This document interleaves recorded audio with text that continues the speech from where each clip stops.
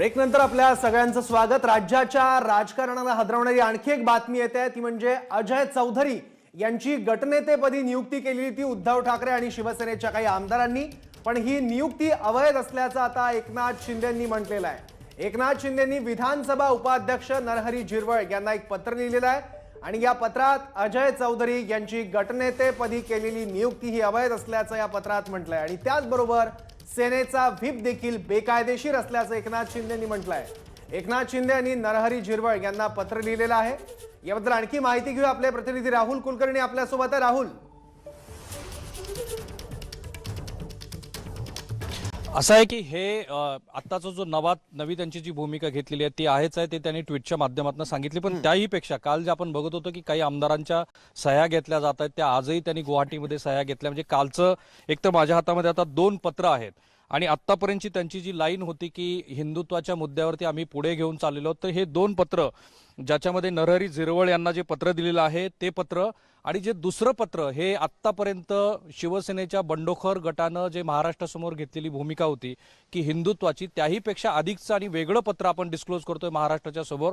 ते म्हणजे जेव्हा एकनाथ शिंदे हे आत्ताच्या महाविकास आघाडीमध्ये होते तेव्हाच्या कारभारावरतीच मोठं प्रश्नचिन्ह त्यांनी उपस्थित केलेलं आहे आणि अतिशय तपशीलवार आपण हे महाराष्ट्राला सांगायला हवं की त्याच्यामध्ये जे आत्ता न्यायालयीन प्रक्रियेमध्ये असलेले किंवा ईडीकडे असलेली जी प्रकरणं आहेत, अशी पोलीस पोस्टिंगमधली प्रकरणं, नवाब मलिक यांचं प्रकरण, अनिल देशमुख यांचं प्रकरण आणि आयडिओलॉजिकल डिफरन्सेस म्हणून असलेले जे मुद्दे आहेत, या सगळ्या मुद्द्यावरती घेऊन हा जो ठराव आहे तो जो ठराव एकनाथ शिंदे यांच्या गटानं केलेला आहे त्या ठरावावरती हे जे पूर्ण 7 पानाचं जे पत्र आहे ते पहिल्यांदाच आपण बघत आहोत आणि या पत्रावरती तब्बल 34 आमदाराच्या शिवसेनेच्या या सह्या आहेत। म्हणजे आतापर्यंत महाराष्ट्राला हे जे प्रश्न पडलेले होते की नेमके एकनाथ शिंदे यांच्याकडे अधिकृतपणे शिवसेनेचे किती आमदार आहेत, तर आपण असं म्हणू शकतो की या क्षणी आपण महाराष्ट्राला हे दाखवून देत आहोत की या पत्राच्या आधारे किमान 34 आमदार शिवसेनेचे हे एकनाथ शिंदे यांच्या बरोबर आहेत आणि सकाळपासून ज्या वेगवेगळ्या बातम्या येतात त्यानुसार आणखी काही आमदार हे तिकडे निघालेले आहेत गुवाहाटीला। त्यामुळे 2/3 जो 37चा जो आकडा आहे तो आकडा पूर्ण होऊ शकतो। पण याच्यातले जे गंभीर आरोप आहेत, कारण माध्यमांना ज्या काही मुलाखती श्री एकनाथ शिंदे यांनी दिल्या त्याच्यामध्ये बाळासाहेब ठाकरे यांच्या हिंदुत्वाचा अजेंडा आम्ही सोडणार नाही आहोत, ते हिंदुत्व हे खरं हिंदुत्व नव्हतं जे या सरकारमध्ये सहभागी होत असताना श्री उद्धव ठाकरे यांनी घेतलं। आणि मला फार आश्चर्य वाटतं की ज्या मुद्द्यावरती आत्तापर्यंत भारतीय जनता पार्टीनं या सरकारला कोंडीत पकडण्याचा प्रयत्न केला होता त्या सगळ्याच मुद्द्यांना या ठरावाच्या पत्रामध्ये एकनाथ शिंदे यांच्या बरोबरच्या आमदारांनी सहभाग त्याची नोंद घेतलेली आहे। आपण ते वाचून दाखवायला हवं। We are following the member of the 14th Maharashtra Legislative Assembly, Shivasena and our party, there has been great dissatisfaction revealed among the members of our party with the Shivasena and our party cadre of large on account of corruption in the government. बघा आता इथं मुद्दा सगळा change होताना दिसतोय, तोच मुद्दा एकनाथ शिंदे यांनी मांडलेला आहे। In the corruption in the government administration regarding the police posting, corruption by the Home Minister Mr. Anil Deshmukh कंसामध्ये who is in a jail, and sitting minority minister Mr. Nawab Malik who is also in jail, and sitting minority minister who is also jail, involvement with the underworld don Dawood Ibrahim. Apart from the above reason, our party cadre faced tremendous harassment and distress on political as well as the personal grounds from the opposition ideological parties who are now a party of government and were using their office and power to undermine the base and foundation of our Shiv Sena cadre. म्हणजे जे मुद्दे भारतीय जनता पार्टीने महाराष्ट्रासमोर गेल्या काही 2-2.5 वर्षातल्या 1.5 वर्षाच्या काळामध्ये मांडलेले होते ते सगळे मुद्दे हे एकनाथ शिंदे यांच्या या ठरावाच्या पत्रामध्ये आहेत। आणि आपण बघतोय की शिवसेना विधिमंडळ पक्ष कार्यालय हे जे लेटर पॅड आहे त्या लेटर पॅडवरतीच हा ठराव मांडलेला आहे। त्याच्यामुळे एकनाथ शिंदे यांच्या नव्या गटाचं जे काही नामकरण होईल त्या नामकरणाचा इथे उल्लेख नाही। हे 7 पानाचं जे महत्त्वाचं पत्र आहे की ज्या पत्रामध्ये खूप साऱ्या गोष्टी त्यांनी मेन्शन केलेल्या आहेत। There is enormous discontent among the cadre of our party vis-a-vis Sena for forming the government with NCP and Indian National Congress, who are ideologically opposed to our party vis-a-vis Shiv Sena. There has been a compromise on the principle of our party Shiv Sena, which has been a party with fierce ideological base and was formed to fighting for the rights of local Marathi people, म्हणजे ह्याच्यामध्ये पुन्हा मराठी माणसाचा मुद्दा, म्हणजे मुंबई महानगरपालिकेच्या निवडणुकीच्या कारण हे पत्र हे पब्लिक डोमेन मध्ये येणारच आहे. आज पहिल्यांदा आपण महाराष्ट्रातल्या प्रेक्षकांना हे पत्र दाखवतो आहोत, कारण हिंदुत्वाचाच फक्त मुद्दा नाहीये, तर या महाविकास आघाडीमध्ये हे जे काही करप्शनचे मुद्दे होते, या सगळ्या करप्शनच्या मुद्द्यावरती आम्हाला श्री उद्धव ठाकरे यांची जी भूमिका आहे ती मान्य नाहीये, अशा पद्धतीचा स्टँड या आमदारांनी घेतलेला आहे. आणि आपण पहिल्यांदाच हे दाखवतो की याच्यामध्ये हे जे 34 आमदार आहेत, या सगळ्या 34 आमदारांच्या इथे सह्या आहेत, ज्याच्यामध्ये शंभूराजे देसाई आहेत, संजय शिरसाट आहेत, नितीन देशमुख आहेत. म्हणजे जे नितीन देशमुख हे आज नागपूरला दाखल झालेले, त्यांची सुद्धा सही. याचा अर्थ असा सौरभ की हे काल सुरतमध्ये जे काही तिथे एकत्रित जमलेले होते त्यावेळेला हा ठराव घेण्यात आला आणि त्या ठरावावरती मग आज सह्या घेतल्याने ते आत्ताच थोड्या वेळापूर्वी इन्व्हर्ट केलेलं आहे. नितीन देशमुख यांच्याशिवाय किशोर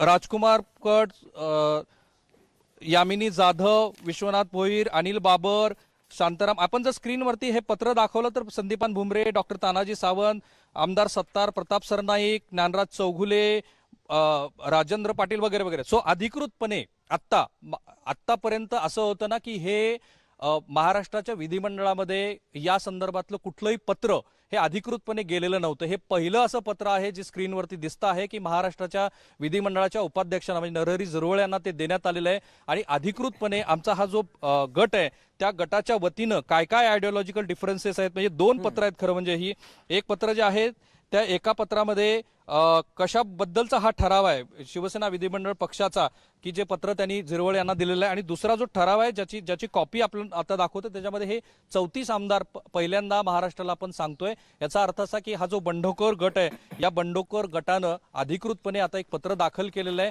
आणि त्याच्यावरती आता 34 आमदाराच्या सह्या आहेत. 37चा कोटा त्यांना हवा आहे. 2/3चं जे अँटी डिफेक्शन लॉ आहे, पक्षांतर बंदी कायदा आहे, त्या कायद्याप्रमाणे पण त्याची ते संख्याबळ होईल असं दिसतं आहे. पण मुद्दा हाच आहे की फक्त हिंदुत्व हाच मुद्दा नाहीये, तर श्री उद्धव ठाकरे यांच्या नेतृत्वाखाली जे काही सरकार सुरू होतं ते भ्रष्ट होतं, अकार्यक्षम होतं. त्याच्यामध्ये दाऊद इब्राहिमशी संबंधित असलेल्या श्री नवाब मलिक यांच्यासारख्या लोकांचा सहभाग होता. श्री अनिल देशमुख जे महाराष्ट्राचे माजी गृहमंत्री आहेत त्यांनी गैरव्यवस्थापन केलं. असे सगळे मुद्दे की जे तत्कालीन भारतीय जनता पार्टीनं म्हणजे विरोधी पक्षांनी जे मांडलेले मुद्दे होते ते सगळेच मुद्दे एकनाथ शिंदे यांच्या या ठरावामध्ये आपल्याला दिसतात. अगदी खरं आहे. एकनाथ शिंदेंनी नेमकं बंडाचं निशाण का फडकवलं हा प्रश्न सातत्यानं पडत होता आणि त्या प्रश्नाचं उत्तर देणारे मुद्दे या रिझोल्युशन मधून आपल्याला आता समोर येत आहेत आणि कळत आहेत. पण राहुल, गटनेते पद जे नियुक्ती झालेली आहे काल उद्धव ठाकरेंच्या नेतृत्वात आणि त्या गटनेते पदाला चॅलेंज केलाय, अजय चौधरी यांची नियुक्ती झाली होती. पण आता एकनाथ शिंदेंच्या पत्रामुळे नेमकं काय होऊ शकतं या संदर्भात कायदा आणि घटना नेमकी काय सांगते?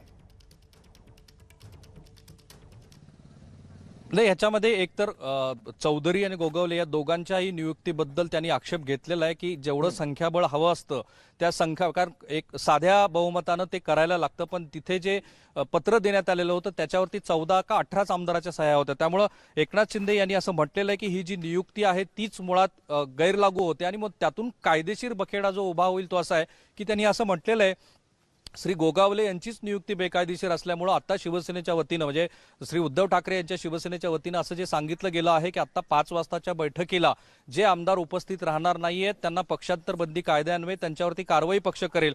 पण असं दिसतं आहे की मुळातच ज्यांची नियुक्ती उद्धव ठाकरे म्हणजे मूळच्या शिवसेनेकडनं झालेली आहे तीच बेकायदेशीर आहे असा स्टँड घेण्यात आलेला असल्यामुळे पुढच्या ज्या कायदेशीर बखेड्या आहेत त्या कायदेशीर बखेड्यांना कुठेतरी आत्ताच नवे प्रश्न उपस्थित करायचे आणि विधानसभा उपाध्यक्षाकडे जाऊन ते गैर आहे असं सांगून, कारण इथे दिसतं आहे आपल्याला की जो आमदारांचा पाठिंबा आहे तो पाठिंबा मूळच्या शिवसेनेला नाहीये, कारण 34 आमदाराच्या सह्या आता इथे आहेत. असं कोणी म्हणू शकणार नाही की आमच्या ह्या सह्या नाहीयेत, कारण ते आता विधानसभेच्या पटलावरती ते गेलेलं आहे, अध्यक्षाकडे दाखल झालेलं आहे, ते इन्व्हर्ट झालेलं पत्र आहे. आणि म्हणून गोगावले असतील किंवा चौधरी असतील यांच्या नियुक्तीवरती शिंदे गटानं आक्षेप घेतलेला आहे. तांत्रिकदृष्ट्या प्रत्येक गोष्टीची माहिती घेऊन त्यातले कायदेशीर अंग बघून हे पत्र इंग्रजीमध्ये ड्राफ्ट करण्यात आलेलं आहे. म्हणजे ज्या माणसाकडनं ते सल्ले घ्यायला हवे ते सल्ले घेतले गेलेले आहेत. आणि मग अशी जी 2 पत्र आहेत ती तिथे दाखल झालेली आहेत. ट्विटच्या माध्यमातून सुद्धा श्री एकनाथ शिंदे यांनी जी आपली भूमिका आहे ती मांडलेलीच आहे. माझी माहिती अशी आहे की हे पत्र जे आहे ते काल ड्राफ्ट करण्यात आलेलं होतं आणि आताच थोड्या वेळापूर्वी जे एकनाथ शिंदे यांनी ट्विट केलं की शिवसेना विधिमंडळ मुख्य प्रतोदपदी शिवसेना आमदार श्री भरत गोगावले यांची नियुक्ती करण्यात आलेली आहे. सबब श्री सुनील प्रभू यांनी आज आमदारांच्या बैठकीबद्दल काढलेले आदेश सुद्धा कायदेशीरदृष्ट्या अवैध आहेत. म्हणजे कायद्याच्या दृष्टीनं जितके म्हणून प्रश्न उपस्थित करता येतील ते केले जात आहेत आणि त्याचं कारणच अर्थात 34 आमदारांच्या सह्या अधिकृतपणे त्यांच्याकडे आहेत. मला वाटतं की पहिल्यांदा अधिकृतपणे हे जे स्पेक्युलेशन्स होते ते एकनाथ शिंदे यांच्याकडे नेमके किती आमदार आहेत ते स्पेक्युलेशन्स आता कुठेतरी थांबायला हवेत. नितीन देशमुख यांची सही वगळता हे अधिकृत पत्र हे जिरवळ यांच्यापर्यंत पोहोचलेलं आहे. राहुल, आणखी एक प्रश्न तुला या सगळ्या ह्याच्यामध्ये विचारावासा वाटतो की हे पत्र ज्यावर टाईप करण्यात आलेलं आहे किंवा ज्यावर पब्लिश करण्यात आलेलं आहे शिवसेना विधिमंडळ पक्ष कार्यालय, याचा अर्थ पक्षाचं लेटर हेड वापरलेलं आहे, हेही संकेत मानायचे?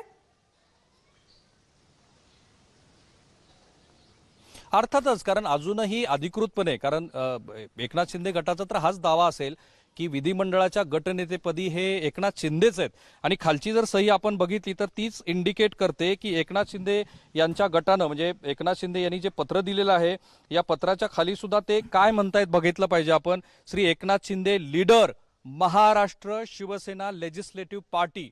आणि म्हणून मग या पत्राचं महत्व जे आहे ते वाढताना दिसतं की त्यांनी असं म्हटलेलं की मीच गटनेता आहे आणि मी गटनेता असल्यामुळं त्यांनी ते लेटर पॅड वापरलेलं आहे. त्या लेटर पॅडवरतीच त्यांनी पत्र दिलेलं आहे. मला कविता फार महत्वाची बाब हीच वाटते की शिवसेना विधिमंडळ पक्ष कार्यालयाच्या या लेटर पॅडच्या सोबतच त्यांनी शिवसेनेच्या सगळ्या आमदारांच्या सह्या घेऊन ते दिलेलं आहे आणि त्यातले जे मुद्दे मांडलेले आहेत ते मुद्दे असे आहेत की ज्या मुद्द्यांवर की शिवसेना हा एकूण पक्षच माझ्या ताब्यात आहे, शिवसेना हा एकूण पक्ष त्याच्या आमदारांच्या रूपानं एकूण कारवायांच्या विधानसभेतल्या कारवायांच्या रूपानं माझ्या ताब्यात आहे, असंही सांगण्याचा एक अर्थ या पत्रामधून होतो, ज्या अर्थी हे पत्र शिवसेनेच्या लेटर हेडवर आहे.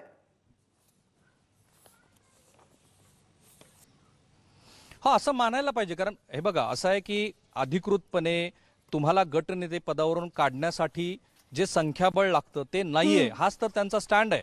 ते असं म्हणतात की तुम्ही ज्यांच्या नियुक्ती केल्यात, म्हणजे 2 नियुक्त्या केलेल्या आहेत त्या नियुक्त्याच आम्हाला मान्य नाही आहेत कारण संख्याबळ आमच्या बाजूला आहे. आणि बघा, ही जी फूट पडल्यानंतर जर 2/3 आकडा हा एकनाथ शिंदे यांच्या बाजूने जात असेल तर मूळचा प्रश्न असा उपस्थित होईल की विधिमंडळामध्ये अधिकृत शिवसेना कोणती? तर अधिकृत शिवसेना ही आपलीच आहे. एकनाथ शिंदे यांचं म्हणणंच ते आहे की माझीच शिवसेना ही खरी शिवसेना आहे, बाळासाहेबांची खरी शिवसेना आहे आणि गटनेता सुद्धा मीच आहे अद्याप तरी. आणि तोच प्रश्न हा हे पत्र पाहून उपस्थित होतो. पण राहुल, एक प्रश्न मला इथे आणखीन पडतो की मगाशी तुम्ही ते वाचून दाखवलेत मुद्दे, ज्या मुद्द्यांचा आधार घेण्यात आलेला आहे हे सगळं स्पष्ट करण्यासाठी, आणि मी तुम्हाला थोडंसं माझ्यासोबत ठेवते. मला प्रश्न विचारण्याच्या अगोदर पुन्हा एकदा प्रेक्षकांना सांगूयात की शिंदेच्या नाराजीचं नेमकं कारण काय ते या पत्रामधून समोर आलंय. 2019 साली घेतलेल्या ठाकरेंच्या भूमिकेला एकनाथ शिंदे यांनी विरोध केलाय. प्रामुख्यानं हिंदुत्वाची वैचारिक युती झुगारून जाणं हे आपल्याला आवडलेलं नाही. गेल्या 2.5 वर्षात जनतेचा, मतदारांचा प्रचंड दबाव आपल्यावर आहे असं या पत्रामध्ये एकनाथ शिंदे यांनी म्हटलंय. आणि 2019 साली जी भूमिका घेतली होती त्या भूमिकेला अनुसरून सगळं होत नाहीये आणि ती भूमिका आपल्याला पटली नाहीये, हा आपला प्रामुख्यानं आक्षेप असल्याचं एकनाथ शिंदे यांनी या पत्रामध्ये, जे पत्र प्रसिद्ध करण्यात आलेलं आहे त्यामध्ये सांगितलंय. राहुल, आमची भाजपसोबत निवडणूक पूर्व युती होती असंही या पत्रामध्ये म्हणण्यात आलं. पत्रातले महत्वाचे मुद्दे आपण पाहतो. राहुल, येते मी तुझ्याकडे. आम्ही एकमतानं 31 ऑक्टोबर 2019 साली एकनाथ शिंदेंना गटनेता म्हणून निवडलं होतं. अनिल देशमुख आणि नवाब मलिक यांच्यावर झालेल्या आरोपांवर सुद्धा एकनाथ शिंदे यांनी याच पत्रामध्ये बोट ठेवलंय. महाविकास आघाडी सरकारच्या भ्रष्टाचाराबद्दल शिवसैनिकांमध्ये आणि जनतेमध्ये मोठा असंतोष असल्याचं एकनाथ शिंदे यांचं म्हणणं आहे आणि त्यामुळे नवाब मलिक तुरुंगात असल्यानं सरकारची प्रतिमा खराब होतीये आणि आमच्या विचारांशी जुळत नसल्यामुळे काँग्रेस राष्ट्रवादीकडून भरपूर त्रास सहन करावा लागला. सेनेच्या विचाराविरोधात काँग्रेस आणि राष्ट्रवादी सोबत सरकार बनवल्यामुळे शिवसेनेमध्ये प्रचंड असंतोष आहे. मराठी लोकांच्या हक्कासाठी लढणाऱ्या शिवसेनेला आपल्या तत्वांशी तडजोड करावी लागली. आमचा पक्ष आणि पक्ष प्रमुखांनी गेल्या 2.5 वर्षांमध्ये सत्तेसाठी प्रचंड वैचारिक तडजोड केली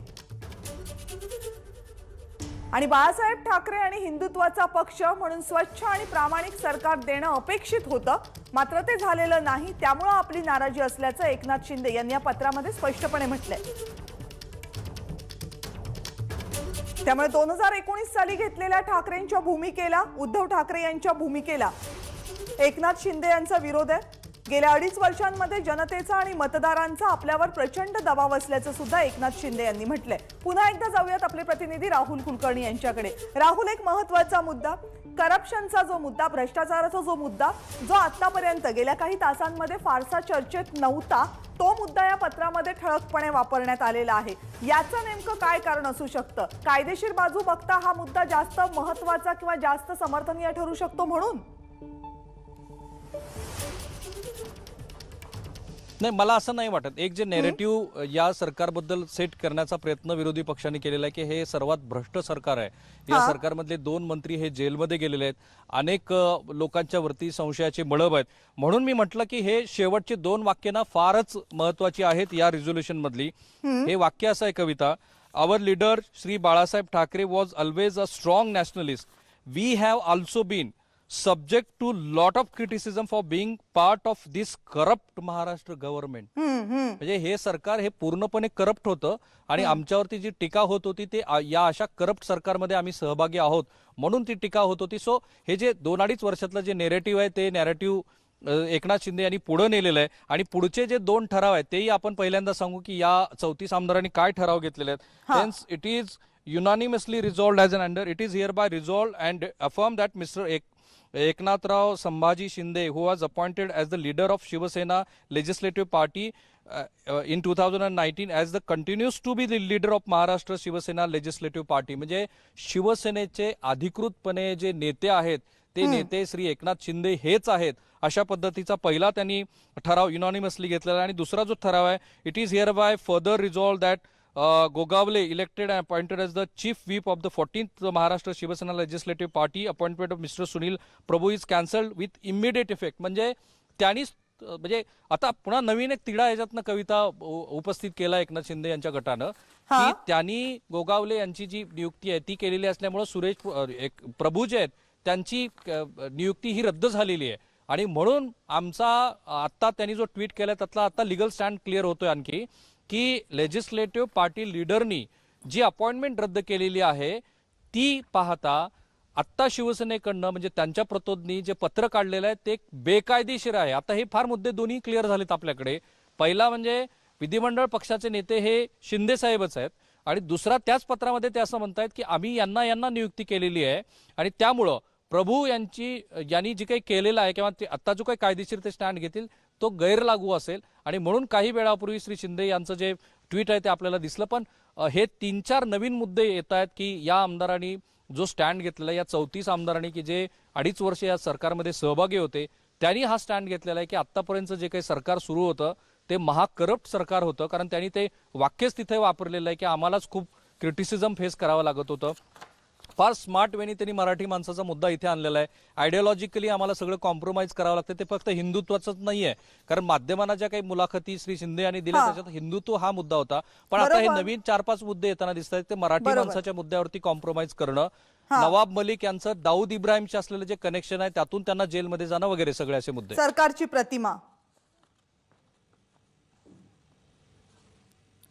बरोबर, हे सगळे मुद्दे आहेत जे आता या पत्रामध्ये समोर आले. कारण सगळ्यांना अपेक्षा हीच होती, सगळ्यांना प्रतीक्षा ही होती की एकनाथ शिंदे हे खरोखर भूमिका काय नेमकी घेतात. या पत्रातून एकनाथ शिंदे यांची भूमिका जवळपास स्पष्ट होते. अर्थात हे पत्र फक्त त्यांची भूमिका स्पष्ट करत नाही तर नेमकं ते काय सांगू पाहतात हे सूचितही करते. कारण हे पत्र आहे ते शिवसेना विधिमंडळ पक्ष कार्यालय म्हणजे शिवसेनेच्या लेटर हेडवर हे पत्र आहे. त्यामुळं अनेक अर्थ या पत्रामधून निघतात. शिवसेनेनं जी अजय चौधरी यांची नियुक्ती केली होती ती नियुक्ती सुद्धा गटनेता म्हणून योग्य नाही असं त्यांनी म्हटलेलं आहे आणि त्या जागी भरत गोगावले यांची नियुक्ती करण्यात आलेली आहे. राहुल, धन्यवाद तुम्ही दिलेल्या सगळ्या